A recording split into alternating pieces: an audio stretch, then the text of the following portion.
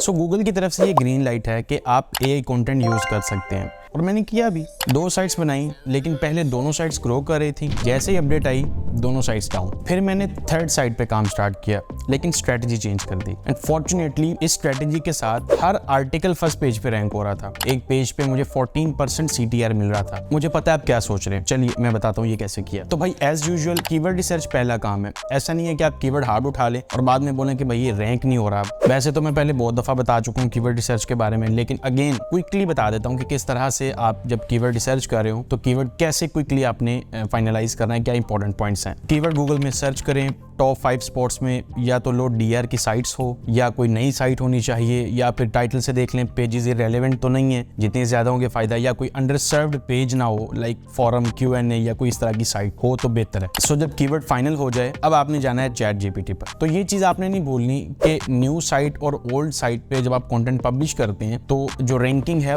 दोनों साइट्स के ऊपर डिफरेंट होती है गूगल सैंडबॉक्स की वजह से। ChatGPT पर सबसे पहले आपने ये प्रॉम्प्ट एंटर करना है कि right 10 creative title variations for this keyword. तो बेसिकली टाइटल की वजह से ही आपको 14% CTR यहाँ पे मुझे मिल रहा है और आप ChatGPT को यूज करके एज एन एक्सपर्ट एक टाइटल जनरेट करवा लें उससे, और साथ ही साथ मेटा डिस्क्रिप्शन भी लिखवा लें। अब ChatGPT को बोलें कि आपको अच्छा सा 160 कैरेक्टर्स का मेटा डिस्क्रिप्शन भी लिख दे, क्योंकि CTR इस पर भी डिपेंड करता है। अब जब आपने टाइटल बहुत अच्छा बना लिया, मेटा डिस्क्रिप्शन भी ऐड कर दिया, अब CTR तो तब आएगा ना जब एक पेज रैंक होगा। अगर वो रैंक ही नहीं है तो उसके ऊपर कोई क्लिक ही नहीं करेगा। तो उसके लिए कंटेंट कितना और कैसे लिखना है ये एक अलग साइंस है, तो उसके लिए घबराना नहीं है, मैं बताता हूँ कैसे करना है। सबसे पहला काम ये है कि हमने इंट्रोडक्शन ऐसा जनरेट करना है और वेबसाइट पे पुट करना है जिसके ऊपर यूजर जब आए या गूगल टेस्टिंग के लिए किसी यूजर को भेजे कि ये पेज कैसा है, तो वो सिग्नल ऐसा जनरेट कर दे यूजर गूगल को कि वो कंटेंट को रीड करता जाए एंड तक और गूगल को ये लगे कि हाँ यार इस बंदे का जो कंटेंट है वो वाकई में वैल्यूएबल है। और ये रियलिटी में आपको बता रहा हूँ, this is actually what happens. तो ये जो सिग्नल्स हैं वो यूजर की रीडेबिलिटी वगैरह से जाते हैं गूगल को। गूगल फिर देखता है कि इस पेज की वर्थ कितनी है, वो तभी पता चलेगी जब आपका कंटेंट अच्छा है। तो इस केस में अगर आपकी हुक अच्छी है, कंटेंट अच्छा है, तो डेफिनेटली उसको